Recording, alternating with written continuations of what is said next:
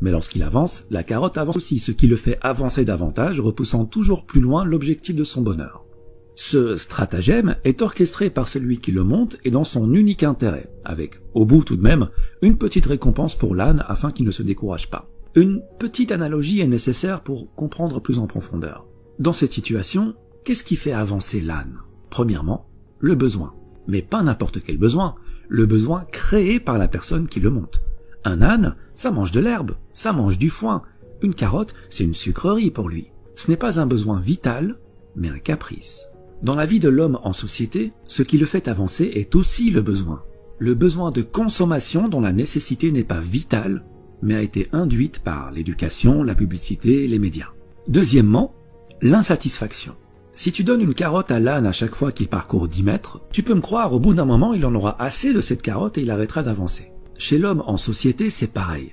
Il faut le maintenir dans une zone d'insatisfaction assez élevée pour que son besoin ne soit pas totalement comblé, mais assez basse pour qu'il soit prêt à refournir les efforts nécessaires afin d'assouvir ce besoin. Concrètement, si ton patron te donne 10 000 € par mois, tu seras totalement satisfait et ce n'est pas dans son intérêt puisqu'avec cet argent et un minimum d'intelligence financière, tu investiras dans l'immobilier pour dégager des revenus automatiques et plus besoin de patron. Il est perdant, tu es gagnant, ce n'est pas dans son intérêt donc il doit te payer beaucoup moins. Et s'il te donne que 800 € par mois, il se doutera bien que tu iras chez la concurrence, ce qui n'est pas dans son intérêt non plus. Donc il va s'aligner pour te donner juste de quoi subvenir à tes besoins. Et voilà, la roue tourne. On t'a promis un avenir brillant et tu te retrouves à hypothéquer ton réel bonheur pour consommer davantage. C'est comme si on t'avait volé ta vie avant même qu'elle ne commence. 80% des gens sont coincés dans ce cercle.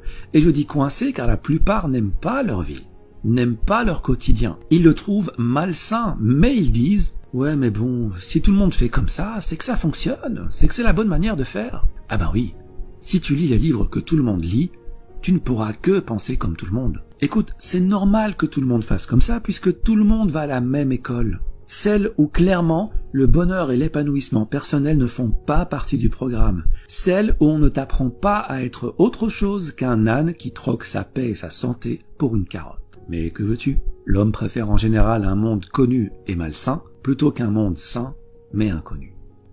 Bon d'accord, mais alors, que faire? Eh bien le plus important, c'est d'être satisfait. Pas forcément de ce qu'on a, mais de ce qu'on est.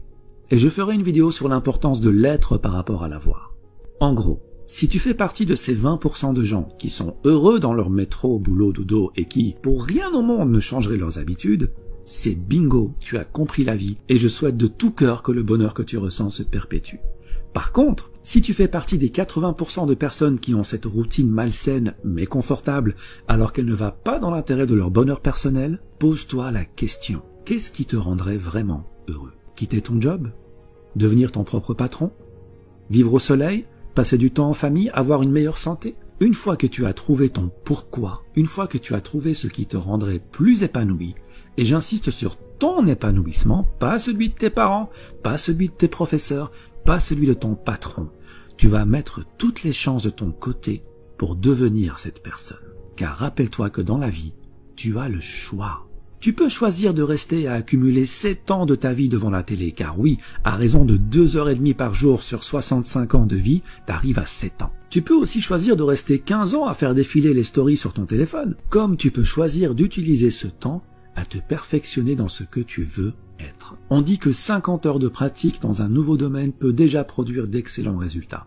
Il faut jusqu'à 50 000 heures de pratique pour devenir un maître en la matière qui peut changer le monde. Mais en moyenne, 500 heures de pratique te permettront largement d'acquérir une nouvelle compétence, de la maîtriser et de pouvoir l'enseigner. Cela représente 13 semaines à raison de 38 heures par semaine, ce qui fait à peu près 3 mois et demi à plein temps.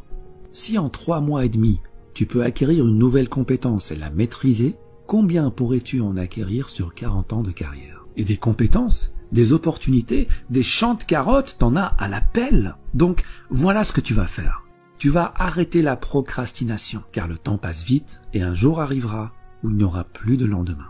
Tu vas sortir des rangs et marcher sur le chemin le moins fréquenté. Ton chemin, pas celui des autres. Celui qui te rend libre, celui que tu as choisi pour toi. Tu seras seul, c'est normal. Tu perdras le soutien de certains, c'est normal. Mais tu seras enfin ce que tu as toujours voulu être. Tu suivras enfin cette petite voix à l'intérieur de toi qui t'a toujours appelé en vain et que tu as enfin décidé d'écouter. Et c'est ça le bonheur. Être notre véritable nous, tout simplement. Il y a un temps de vie qui t'est donné dès la naissance. La question n'est pas combien de temps. Ça, personne ne le sait. La question est comment tu utilises ce temps. C'est ça qui va déterminer ton bonheur. Repère ce que tu veux devenir, crois en ce que tu veux devenir et agis pour le devenir. Il ne faut pas oublier que bien que le temps soit immortel, toi, tu ne l'es pas. Alors utilise-le sagement et marche sur le chemin qui te convient le mieux. Merci et à bientôt.